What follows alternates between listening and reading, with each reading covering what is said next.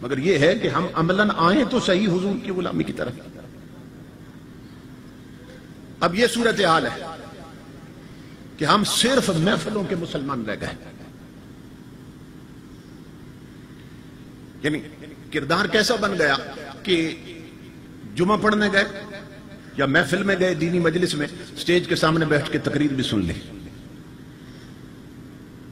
اور اڈے پہ گئے, ہوٹل پہ یا گھر گئے تو ٹی وی پہ بیٹھ کے فلم بھی دیکھ لی.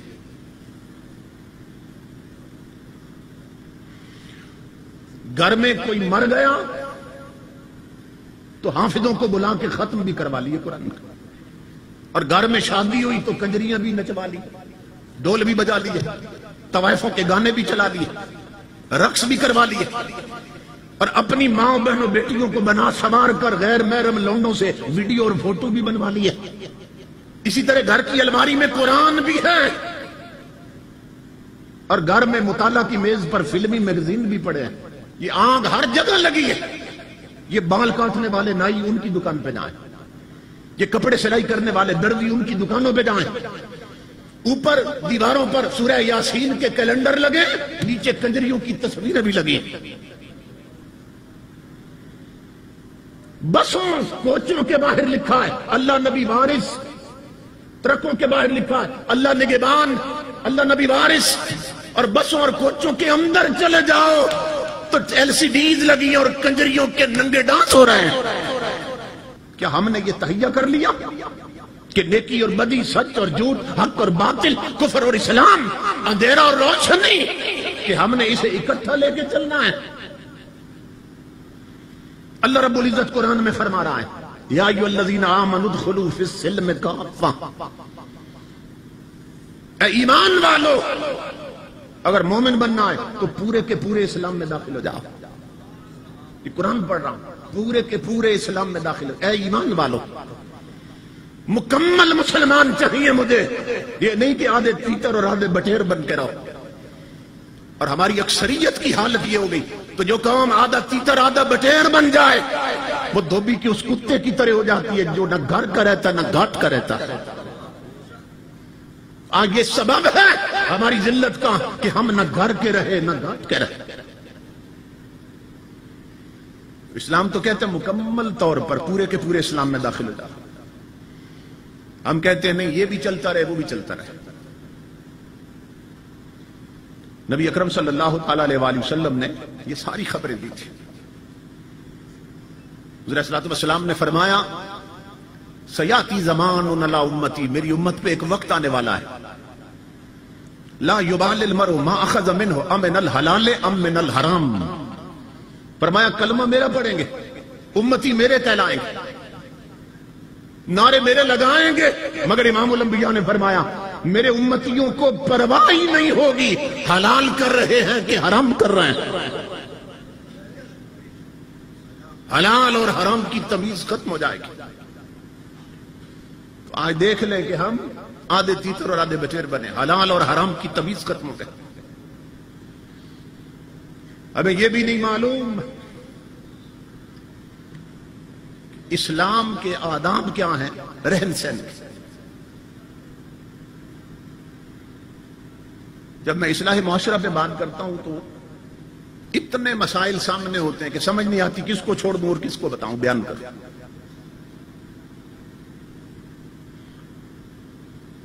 ہماری میجارٹی اور اکثریت کا حال یہ ہے کہ ہم نے اپنے گھروں میں وضو کرنے کے لیے شریعت نبی کے مطابق 2 ٹوٹیاں نہیں لگائیں کہ بیٹھ کر وضو کر سکتے. بڑی بڑی کوٹھیاں ہیں, بنگلے ہیں, حویلیاں ہیں, اور فخر سے بتاتے ہیں کچن پر میں نے 50 لاکھ لگا دیا, ٹوائلٹ پر میں نے 30 لاکھ لگا دیا, لیٹرین پہ 30 لاکھ لگائیں, مگر 2 کنال کی کوٹھی میں اپنے نبی کی سنت کے مطابق بیٹھ کر وضو کرنے کے لیے 2 ٹوٹیاں نہیں لگ سکتی. اس طرف کبھی دھیان گیا؟ یہ جو بیسن بنے ہیں, بیسن جن پہ کھڑے ہو کے وضو کرتے ہیں, یہ تو انگریز کا کلچر تھا کہ جنہیں نہ پاکی کی خبر نہ پلیدی کی. یہ تو کلچر ہی ان کا ہے. ہم تو مسلمان ہیں, ہم نے تو پیشاب کے چیٹوں سے بھی بچنا ہے. ہم نے اس بیسن کے گندے چھینٹوں سے بھی بچنا ہے. اب بہت سے لوگ وہاں وضو کرتے ہیں نا، تو جو کپڑے پاک ہیں اتنے چھینٹے پڑتے ہیں کہ وہ بھی ناپاک ہو جاتے ہیں. اور گھر کے تمام افراد بہو بیٹیوں سمیت وہ سارے اسی بیسن پہ منہ دھوتے ہیں، اسی پہ کلیاں کرتے ہیں. اور صورتحال یہ ہے کہ گھروں میں بچیوں کو شریعت کے بنیادی ضروری مسئلے بھی نہیں معلوم، خامدوں کو نہیں معلوم. اس وقت امام الانبیاء کے غلاموں ہر گھر میں جو امیر ہے یا غریب، دو چیزیں ضرور ہیں. ایک نیل پالش پڑی ہے، نیل پالش کہ یہ ناخنوں پہ جو لگاتے ہیں عورتیں لگاتی ہیں نیل پالش، یہ ہر گھر میں ہے. اب چھوٹی چھوٹی بچیاں بھی لگاتی ہیں اور جوان عورتیں بھی لگاتی ہیں، بوڑھیاں بھی لگاتی ہیں، شادیوں کے موقع لگاتی سب ہیں اور ہر گھر میں ہے نیل پالش. مگر یہ مسئلہ شریعت کا کسی کو نہیں معلوم. کیا پوچھی علماء سے کہ جس عورت کا جسم ناپاک ہو جائے اور اس پہ غسل واجب ہو جائے، وہ جب تک نیل پالش مکمل طور پر ناخنوں سے نہ اتارے، وہ 100 سمندروں میں بھی غسل کر لے، اس کا جسم پاک ہی نہیں ہوتا. اب میرے کئی جوان بھائی یہاں بیٹھے ہیں، عورتیں بھی سن رہی ہیں خطاب؟ نہیں. کوشش کرنا یہ سیدھی ان تک پہنچ جائے، کیونکہ آگے میں خواتین کو بھی پیغام دینے لگا. کتنے جوان ہیں جن کی شادی کو 6 مہینے ہو گئے، سال ہو گئے. اب ان کی بیویاں کیا کرتی ہیں؟ بیگماں وہ نئی نویلی دلہنیں بنی رہتی ہیں نا، 6 مہینے سال وہ نیل پالش اترنے نہیں دیتی. بس اگلی ماندنی پڑی اوپر اور لگا دی. تو یہ پینٹ کی طرح نیل پالش، جیسے آپ لکڑی پہ پینٹ کر دیتے ہیں اصل لکڑی چھپ جاتی ہے، اسی طرح نیل پالش لگا دیں تو رب نے جو ناخن بنائے نا ان پر پینٹ چڑھ جاتا ہے، اصل ناخنوں تک پانی نہیں جاتا. اب 6 مہینے سے ایک لڑکی نے نیل پالش نہیں اترنے دی، سال ہو گیا نیل پالش نہیں اترنے دی. اب سال میں جسم ناپاک ہوا 100 بار اور شریعت نبی کے مطابق غسل نہیں ہوا ایک بار بھی. اس کا جسم کتنا ناپاک. کتنے لوگ ہیں جو یہ مسئلہ جانتے ہیں؟ 15 صدیاں پہلے میرے آقا نے فرمایا تھا لا یبال المرء، میری امت کو پرواہ نہیں ہوگی حلال ہو رہا ہے کہ حرام ہو رہا ہے، حلال کر رہے ہیں کہ حرام کر رہے ہیں. اسی طرح امام الانبیاء کے غلاموں ہر گھر میں لپسٹک موجود ہے، لپسٹک سرخی جس کو کہتے ہیں، عورتیں ہونٹوں پہ لگاتی، نیل پالش بھی ہے سرخی بھی ہے. مگر کتنی عورتیں اور کتنے مرد یہ جانتے ہیں؟ یہ میرے پاس ثبوت موجود، پوری کتاب میرے پاس موجود. اور بیروت یونیورسٹی کے پروفیسر احمد سکر سب سے پہلے یہ راز انہیں معلوم ہوا، کیونکہ کتاب انہوں نے پڑھی، پھر آگے انہوں نے کتاب تقسیم کی. امام الانبیاء کے غلاموں یہ یاد رکھو، جتنی سرخی بن رہی ہے، میڈ ان چائنا ہو، میڈ ان یو کے ہو، میڈ ان جرمنی ہو، made in U S A ہو، جرمنی میں بنے، جاپان میں بنے، امریکہ میں بنے، یورپ میں بنے، چائنا میں بنے، جتنی سرخی بن رہی ہے ہر سرخی میں وہ خنزیر کی چربی ڈال رہے ہیں. کیونکہ یورپ میں اور دیگر انگریزوں کے ملکوں میں کہ جو چیز بھی بنتی ہے نا، وہ جس ڈبے میں پیک کرتے ہیں اس کے اوپر انگریڈینٹس لکھے ہوتے ہیں. کیا؟ کہ اس کے اجزاء ترکیبی کیا کون کون سے ہیں، کہ کون کون سی چیزیں ہم نے اس میں ڈالی ہیں. تو کمپنیوں کے مالک جو سرخیاں بناتے ہیں میک اپ کا سامان، انہوں نے خود لکھا ہے کہ ہم ہر سرخی میں خنزیر کی چربی ڈالتے ہیں. کیوں ڈالتے ہیں؟ وجہ انہوں نے بتائی ہے. وجہ یہ بیان کر رہے ہیں کہ ہر انسان کا جسم جو ہے نا اس میں تپش ہوتی ہے، حرارت ہوتی ہے، ٹیمپریچر ہوتا ہے. کہ گری کا تیل ہوتا ہے نا، وہ فریج میں پڑا ہو یا ٹھنڈی جگہ پہ جم جاتا ہے. اب اس کو آپ یا دیسی گھی فریج میں ہو تو جم جاتا ہے، اس کو تھوڑا سے نکال کے ہاتھ کی ہتھیلی پہ رکھیں اور تھوڑی دیر مٹھی بند رکھیں، کھولیں گے تو وہ پگھل چکا ہوگا. کس نے پگھلایا؟ انسانی جسم کی تپش نے اسے پگھلا دیا، ٹیمپریچر نے اسے پگھلا دیا. تو وہ انگریز کہتا ہے کہ ہم ہر سرخی میں خنزیر کی چربی کیوں ڈالتے ہیں؟ وہ کہتا ہے ہم نے ایکسپیریمنٹ کر کے دیکھا، تجربہ کیا کہ باقی جانوروں کی چربی بھی ہم نے ڈالی ہے، لیکن ہر جانور کی چربی جب عورتیں یہاں لگائیں گی نا تو انسانی جسم کی تپش کی وجہ سے پگھل جاتی ہے، وہ پھر ہونٹوں پہ رکتی نہیں، میلٹ ہو جاتی، بہہ جاتی. وہ کہتا ہے ہم نے تجربہ کر کے دیکھا ہے کہ خنزیر تنہا ایسا جانور ہے کہ جس کی چربی انسانی جسم کی تپش سے نہیں پگھلتی، اس لیے ہم ہر سرخی میں ڈالتے ہیں.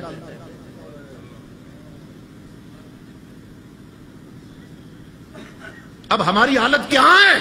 کسی کا بیٹا فرانس میں ہے، کسی کا اٹلی میں ہے، کسی کا ناروے میں بیٹھا ہے، کسی کا جاپان میں، جرمنی میں. یہاں سے بہنیں فون کرتی ہیں، بابیاں فون کرتی ہیں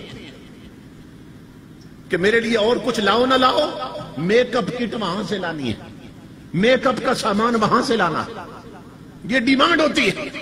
اور وہ جو سامان بنا رہے ہیں وہ بتا رہے ہیں ہم ہر سرخی میں خنزیر کی چربی ڈالتے ہیں. کیونکہ وہ تو انگریز ہیں نا، کافر ہیں. میں انگلینڈ سے اسکاٹ لینڈ تک ان کی نیشنل کوچ پہ گیا ہوں، 8 گھنٹے کا سفر کیا میں نے.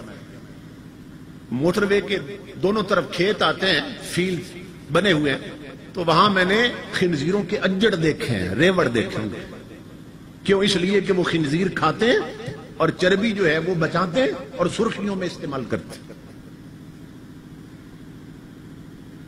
اب جس قوم کی بہو بیٹیوں کی ناپاکیزگی کہاں لیے ہو، ناپاکی کہاں لیے ہو کہ یہاں نیل پالش کی وجہ سے سال گزر جائے، جسم ناپاک اور غسل ہی نہیں ہوا، اور اس پر مستداد یہ کہ یہاں ہونٹوں پہ خنزیر کی چربی والی سرخی ماں لگا رکھی ہے.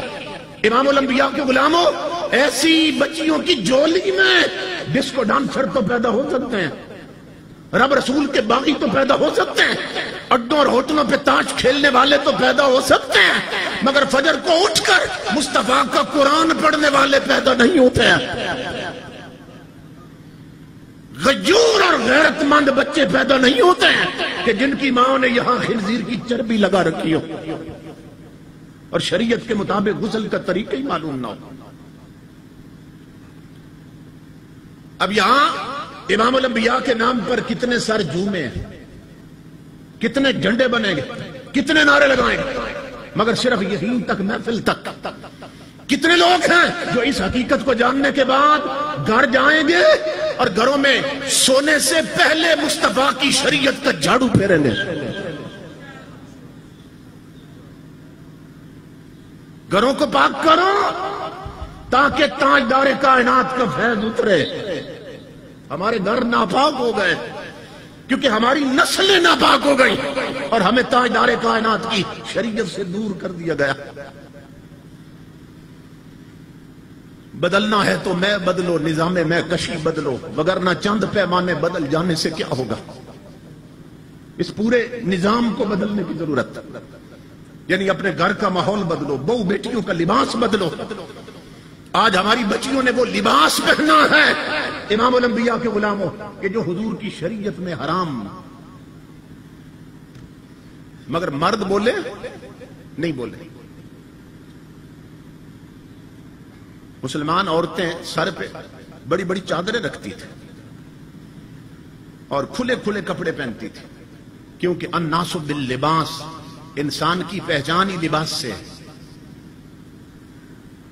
گدھا اور خچر اور جانور لباس نہیں پہنتے، لباس بنا انسانوں کے لیے. اور کیوں؟ تاکہ جسم ڈھانپا جائے. تو کھلے کھلے کپڑے ہوتے تھے اور ڈیلی ڈالی شلواریں ہوتی تھی، پھر اوپر بڑی بڑی چادریں، اور گھر سے نکلتی تھی تو پردہ کر کے نکلتی تھی. اور اب صورتحال یہ ہے کہ وہ دوپٹے، وہ چادریں اتر گئیں، کریب کے پتلے دوپٹے آئے تھے وہ بھی ختم ہوتے جا رہے ہیں. بین والے کرتے پہنتی تھیں عورتیں، بین والے، کہ یہاں گردن پر بھی کسی غیر کی نظر نہ پڑ سکے. اب یہ ہے کہ بہن ختم ہوئے اور گریبان اتنے کھلے ہو گئے کہ نیک لائنیں اور چھاتیاں نظر آتی، مگر مرد چپ رہے۔ وہ ملک مار راجے مہاراجے چودھری نواب وڈیرے سردار کہ جن کی غیرت کا کبھی حال یہ تھا کہ ان کے گھر کی بہو بیٹیوں کے پاؤں کی پشت پر بھی غیر محرم کی کبھی نظر نہیں پڑی تھی، آج ان کی ننگی چھاتیاں نظر آ رہی ہیں، آج ان کی قمیصیں اتنی ٹائٹ ہو گئی کہ جسم کا انگ انگ جوڑ جوڑ نظر آ رہا ہے۔ عورتوں نے ڈھیلی ڈالی شلواریں چھوڑ دی اور ٹائٹ پاجامے پہن لیے، پیر بھی چپ، مرید بھی چپ، سب خاموش، کیونکہ منہ میں دہی جما رکھی ہے۔ رسول کی شریعت گھر سے نکلتی گئی، گھر میں آگ لگتی گئی بے غیرتی کی، اور سب نے منہ میں لگام چڑھائے رکھی۔ امام الانبیاء نے فرمایا تھا، اے میری امت کے مردوں، اذا جاء امورکم الى نسائکم فبطن الارض خیر لکم من ظہرہا۔ اے میری امت کے مردوں، اگر گھر کے سارے معاملات عورتوں کے ہاتھ میں چلے جائیں کہ بہو بیٹیوں کا لباس کس فیشن کو ہونا چاہیے، یہ فیصلے عورتیں کرتی، شادیوں پہ کون سے رسم اور رواج چلنے ہیں، یہ فیصلے مرد نہیں گھر کی عورتیں کرتی ہیں، بچوں کو کون سی تعلیم دینی ہے، یہ فیصلے مرد نہیں بیگمات کر رہی ہیں۔ امام الانبیاء نے فرمایا، میری امت کے مردوں، میں حدیث پڑھ رہا ہوں، فرمایا اذا جاء امورکم الی نسائکم، جب تمہارے سارے فیصلے عورتیں کرنے لگ جائیں تو پھر تمہارے لیے زندہ رہنے سے مر جانا بہتر ہے۔ فرمایا مردوں مردے نہ بنو، مردے نہ بنو۔ آج دیکھیے عورتوں کا لباس کیسا ہو گیا، اور اس لباس کی 15 صدیاں پہلے میرے نبی نے خبر دی تھی۔ امام الانبیاء نے فرمایا تھا نساء کاسیات عاریات ممیلات مائلات۔ امام الانبیاء نے فرمایا یاد رکھنا میری امت پہ وقت آئے گا کہ بدبخت عورتیں کپڑے پہن کر بھی ننگی پھر رہی ہوں گی۔ میں اپنے ایک ایک لفظ کا ذمہ دار ہوں اور پوری حدیث پڑھ کے آپ کو سنا رہا ہوں۔ امام الانبیاء نے فرمایا نساء عورتیں ہوں گی میری امت کی، کاسیات، اپنی سوچ اور ذہن کے مطابق وہ کپڑوں میں ہوں گی، عاریات، مگر شریعت کی نظر میں بدبخت ننگی ہوں گی۔ اب اس حدیث کی شرح میں شارحین حدیث نے 3 معنی بیان کیے، اس کے 3 معنی کہ نبی اکرم صلی اللہ علیہ وسلم نے یہ جو فرمایا کہ عورتیں کپڑے پہن کر بھی ننگی ہوں گی، تو اس سے مراد کیا ہے؟ اس کے 3 معنی بیان کیے۔ نمبر 1، حضور کا مطلب یہ ہے کہ ایک وقت آئے گا میری امت میں عورتیں شارٹ ڈریس پہنیں گی، مختصر لباس پہنیں گی، کہ جسم کے کچھ حصے پہ کپڑے ہوں گے، کچھ حصہ ننگا ہوگا۔ آپ دیکھ لیں پہلے پورے بازو ہوتے تھے، پھر شارٹ کٹ ہوتے گئے نا، عورتوں نے ہاف بنائے، بڑھتی گئی بڑھتی گئی، ادھر ہمارا الیکٹرانک میڈیا، پرنٹ میڈیا بے حیائی بڑھاتا گیا، اور ادھر ایک سے ایک بے غیرت حکمران آتا گیا، قوم کو لبرل بناتا گیا اور آزادی دیتا گیا۔ مصطفیٰ کا اسلام کسی نے نہیں دیکھا۔ امام الانبیاء کے غلاموں، اب صورتحال یہ ہے کہ پورے بازو ننگے ہو گئے، چاک کتنے اونچے کر لیے کہ پیٹ نظر آنے لگے، ٹائٹ پاجامے پہنے، جوڑ جوڑ نظر آنے لگا، دوپٹے پہلے گلے میں ہوتے تھے، سر سے اترے تو گلے میں تھے، گلے سے بھی گئے۔ اب دیکھیے اسلام آباد میں، چھوٹے بڑے شہروں میں آپ کو ایسے ایسے بے حیائی کے منظر ملیں گے کہ عورتوں کے کچھ جسم پہ کپڑا ہے، کچھ جسم ننگا ہے۔ امام الانبیاء نے فرمایا میری امت پہ وقت آئے گا یہ بدنصیب عورتیں کپڑے پہن کر بھی ننگی پھر رہی ہوں گی۔ دوسرا معنی حدیث کا، امام الانبیاء نے فرمایا عورتیں اتنا ٹائٹ لباس پہنے گی، ٹائٹ لباس کہ جسم کے ساتھ چپکا ہوا ہوگا، اتنا تنگ چست اور ٹائٹ لباس پہنے گی کہ شریعت نے جسم کے جن حصوں کو چھپانا واجب کیا تھا وہ خود ابھر کے سامنے آ جائیں گے۔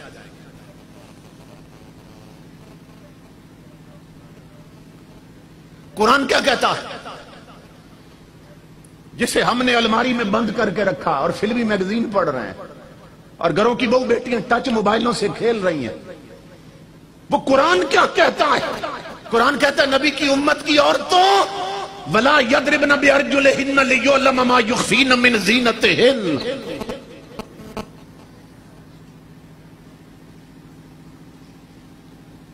آج صورتحال یہ ہے کہ اب شعر و شاعری نہ ہو تو لوگ بور ہو جاتے ہیں، قرآن سن کے بور ہو جاتے ہیں، حدیثیں سن کے بور ہو جاتے ہیں۔ اب کئی سوچ رہے ہوں گے کہ یہ کیسا خطیب بلا لیا انہوں نے۔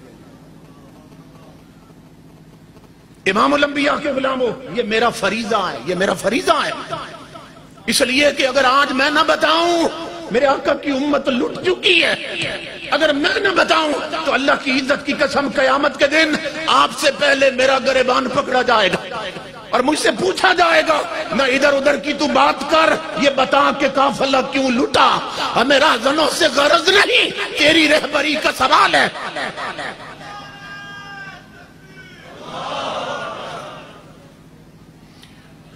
امام الانبیاء نے فرمایا عورتیں کپڑے پہن کے بھی ننگی ہوں گی، اور قرآن کیا کہتا ہے وَلَا يَضْرِبْنَ بِأَرْجُلِهِنَّ، اے عورتوں بازار میں گلی میں چلتے ہوئے اس زور سے اپنے پاؤں بھی زمین پہ مت دھرو کہ تمہاری چوڑیوں کی آواز بھی غیر محرم کے کانوں میں جائے۔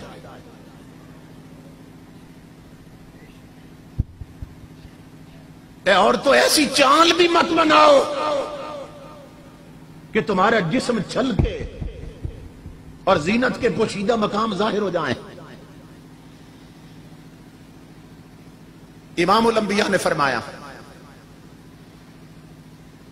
کپڑے اتنے ٹائٹ ہو جائیں گے، نمبر 1، کپڑے مختصر ہو جائیں گے جسم، نمبر 2، نمبر 3 اس حدیث کا معنی کہ عورتیں کپڑے پہن کے بھی ننگی ہوں گی کہ وقت آئے گا کپڑے اتنے پتلے ہو جائیں گے۔ یہ گرمیوں میں دیکھ لیں عورتیں کتنا پتلا لباس پہنتی کہ بظاہر کپڑے پہنے ہوں گے مگر اندر سے جسم نظر آ رہا ہوگا۔ تو یہ 3 قسم کی عورتیں یاد رکھیں، یہ بدبخت شریعت کی نظر میں کپڑے پہن کے بھی ننگی ہیں۔ امام الانبیاء فرما رہے ہیں ٹائٹ لباس پہننے والی، چھوٹا لباس پہننے والی، پتلا لباس پہننے والی شریعت کی نظر میں کپڑے پہن کر بھی ننگی ہے۔ اور آگے امام الانبیاء نے فرمایا کہ پھر بن سنور کر نکلیں گی، کپڑا یہ ہوں گے، لباس یہ ہوگا، اور ممیلاتن مائلاتن، ممیلاتن بن سنور کر اس لیے نکلیں گی تاکہ دنیا انہیں دیکھے، اٹریکٹ کریں، مرد دیکھیں ان کی طرف، اور مائلاتن پھر خود بھی ان کی طرف مائل ہوں گی۔ اس کا ایک معنی کیا، اور دوسرا معنی کیا کہ مٹک مٹک کے چلیں گی، مٹک مٹک، کیونکہ اونچی ہیل والی، اونچی ایڑی والی سینڈل پہن کر تو ویسے ہی مٹک مٹک کے چلنے لگ جاتی۔ یہ ساری خبریں تھی حضور کی، چال میں بھی چال بازی ہوگی۔ امام الانبیاء نے فرمایا مٹک مٹک کے چلیں گی، اور آگے کیا فرمایا رؤوسہن کأسنمۃ البخت المائلہ، اپنے بالوں کے اس طرح پیچھے جوڑے بنائیں گی، بال اکٹھے کر کے سر پر جوڑے بنائیں گی، کیچر اور کلپ لگائیں گی۔ اور امام الانبیاء نے مثال دی، فرمایا جس طرح عرب کے بختی اونٹوں کی کوہانیں ہوتی ہیں اس طرح ان کے جوڑے سر پہ نظر آئیں گے بال اٹھے ہوئے۔ یہ حضور نے مثال دی۔ آج کئی بدبخت لوگ کہتے ہیں نبی کو دیوار کے پیچھے کی خبر نہیں، کہتے ہیں نبی کو دیوار کے پیچھے کی خبر نہیں، اور میں کہتا ہوں نادان، جو نبی 15 صدیوں پہلے تیری بیٹیوں کے اترے ہوئے دوپٹوں کی خبر دے رہا ہے، اسے نہیں معلوم دیوار کے پیچھے کیا ہے۔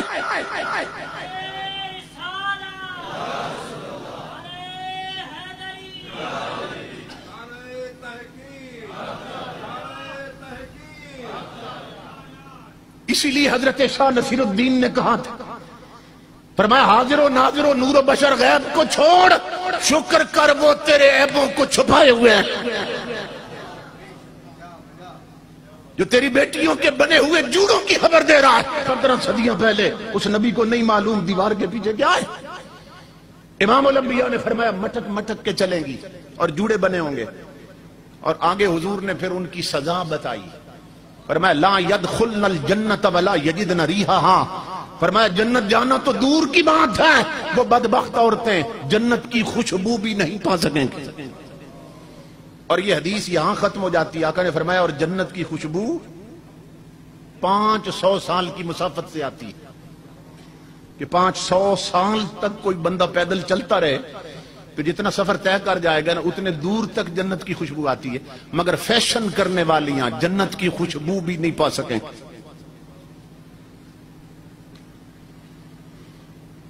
آج بچیوں کے دوپٹے اتر گئے، لباس غیر اسلامی ہو گئے، بال غیر اسلامی ہو گئے، احوال غیر اسلامی ہو گئے، گھر کا ماحول غیر اسلامی ہو گیا، اور ہم صرف مجلسی مسلمان، صرف محفلوں کے مسلمان، کہ یہاں غلامی رسول میں موت بھی قبول ہے، اور گھر میں امام الانبیاء کے غلاموں کجریوں کے گانے بند کرنا قبول نہیں، شادیوں پر طوائفوں کے گانے بند کرنا قبول نہیں، بہو بیٹیوں کو شریعت والا لباس پہنانا قبول نہیں۔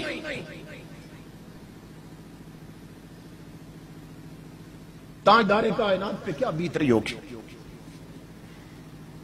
تاریخ اسلام میں صحابہ کہتے ہیں ایک غزوے میں حضور صلی اللہ علیہ وسلم کے ہم ساتھ تھے تو حاتم تائی کی بیٹی کافروں کی عورتوں کے ساتھ قیدی بن گئی، اس کے سر کا دوپٹہ کہیں گر گیا تھا، اللہ کے رسول نے دیکھا تو دوڑ پڑے اس کی طرف، گرم ریت پر امام الانبیاء دوڑتے گئے اور اس کے قریب پہنچے، صحابہ کہتے ہم دیکھ رہے تھے امام الانبیاء نے اپنی وہ کالی کملی کہ جس کی عظمت کی فرشتے قسمیں کھاتے تھے وہ کافر کی بیٹی کے سر پہ ڈال دی، فرمایا میری بیٹی اپنا جسم ڈھانپ لو، اپنا تن ڈھانپ لو، اس کی چیخ نکل گئی، کہنے لگی محمد عربی یہ بات میری سمجھ میں نہیں آئی، آج تک میرے سگے باپ نے اتنی محبت سے میرے سر پہ چادر نہیں رکھی، آپ دشمن ہو کے میرا سر ڈھانپ رہے۔ امام الانبیاء نے فرمایا بیٹی تو ابھی مصطفیٰ کی شریعت سے ناچنا ہے، سن میری تعلیم یہ ہے کہ بیٹی کافر کی ہو پھر بھی بیٹی ہوتی ہے، اور اس جلسے میں آنے والوں اور جس نبی نے کافر کی بیٹی کا ننگا سر دیکھا تھا دل اتنا تڑپا کہ اپنی کملی اس کے سر پہ ڈال دی، آج اس نبی کا کلمہ پڑھنے والیوں نے اپنے سر تو کیا جسم ننگے کر لیے، میرے نبی کے دل پہ کیا بیت رہی ہوگی۔ ہم کس طرف جا رہے ہیں؟ اپنے گھر میں شریعت کا جھاڑو دو اور گھروں میں جا کر ہر وہ نقش مٹا دو جو مدینے کے نقشے دھندلا رہا ہے، اپنی آئیڈینٹی اور پہچان قائم رکھو کہ ہم محمد عربی کے غلام ہیں،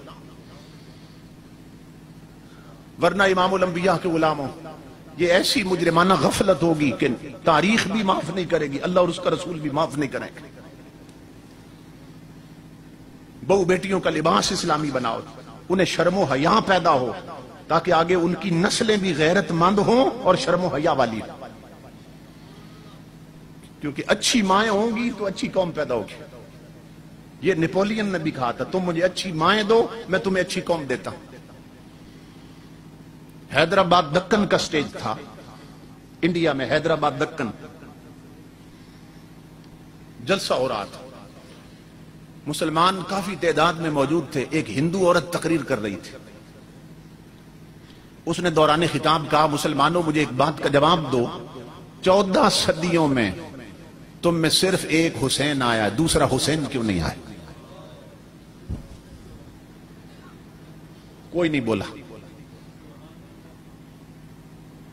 وہ سمجھ گئی جواب نہیں ان کے پاس، تقریر جاری رکھی اس نے، تھوڑی دیر بعد پھر کہنے لگی مسلمانوں میں نے سوال کیا تھا 14 صدیوں میں تم میں صرف ایک حسین آیا، دوسرا حسین کیوں نہیں آیا؟ جواب دو، کوئی نہیں بولا۔ اس نے تھوڑی دیر کے بعد پھر یہی سوال کر دیا تیسری دفعہ، جوان تو کوئی نہیں اٹھا۔ پچھلے کونے میں ایک بزرگ بیٹھے تھے، وہ کھڑے ہو گئے، نگاہوں میں حسن مصطفیٰ کا جلوہ تھا، چہرے پہ انوار کی بارش ہو رہی، سینے میں نبی کی محبت کا سمندر تھا۔ پرانے وقتوں کے اچھے لوگ آج بھی ہیں، بزرگ اٹھ کھڑے ہوئے، کہا ہندو بیٹی تو نے سوال بڑا عجیب کر دیا، کہ 14 صدیاں ہو گئی دوسرا حسین نہیں آیا. سن اس کا جواب یہ ہے حسین آ سکتا ہے, فاطمہ جیسی ماں کوئی نہیں رہی. حسین آ سکتا ہے, فاطمہ جیسی ماں کوئی نہیں رہی. حسین آ سکتا ہے, علی جیسا باپ نہیں ملتا. اگر مائیں ٹی وی پر بیٹھ کر انڈیا کی فلمیں دیکھیں اور باپ بازاروں میں آوارہ گردی کریں اور اڈوں اور ہوٹلوں پہ تاش کھیلتے ہوئے نمازیں چھوڑ دیں, تو پیدا ہونے والی نسلیں ڈسکو ڈانسر بنتی ہیں, رب رسول کی باغی بنتی ہیں.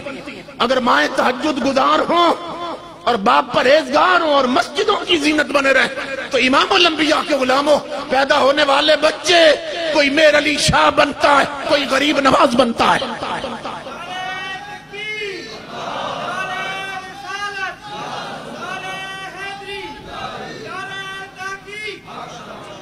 کہ جیسی مائیں ہوگی ویسی اولاد.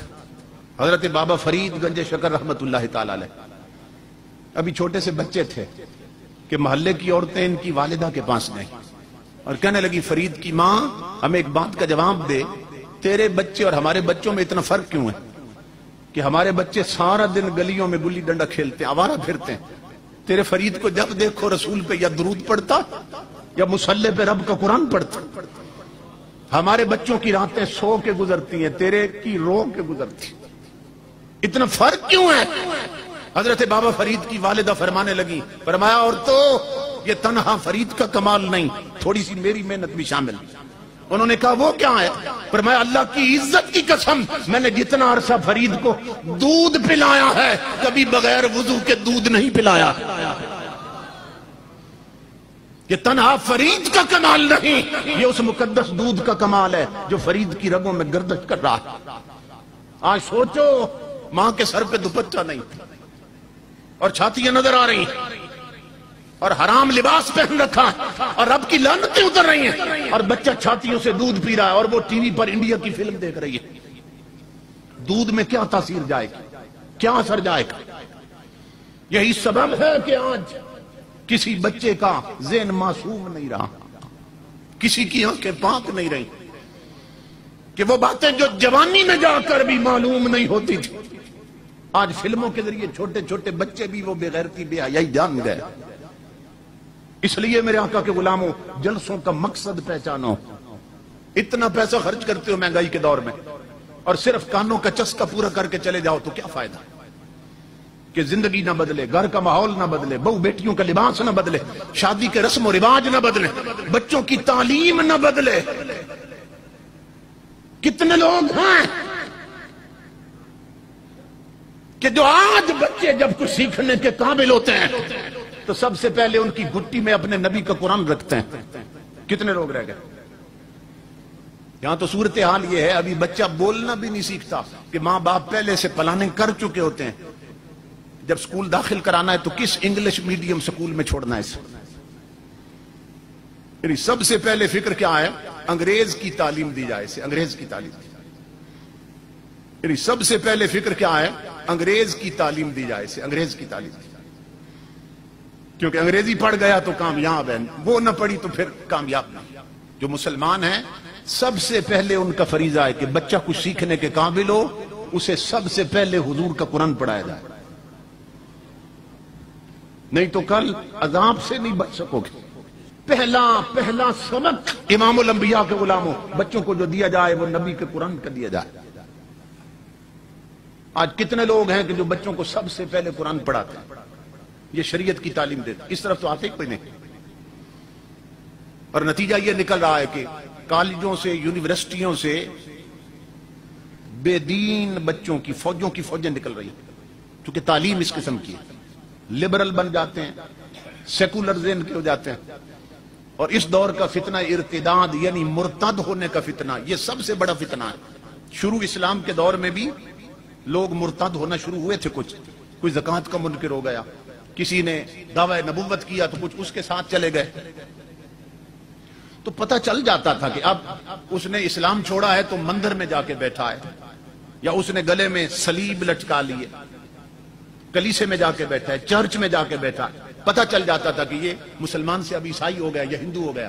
اور آج صورتحال یہ ہے کہ اب پتہ بھی نہیں چلتا، اس لیے کہ نہ تو چرچ میں گیا ہے اور نہ مندر میں بیٹھا ہے، ہمارے ساتھ رہتا ہے، ہمارے گھر میں ہے، مگر تعلیم انگریز کی ایسی ہے اور نیٹ پر وہ پڑھ چکا ہے کہ اندر سے وہ دہریہ ہو گیا، ملحد ہو گیا، مرتد ہو چکا ہے، نہ اللہ پر ایمان رہا نہ اس کے رسول پر.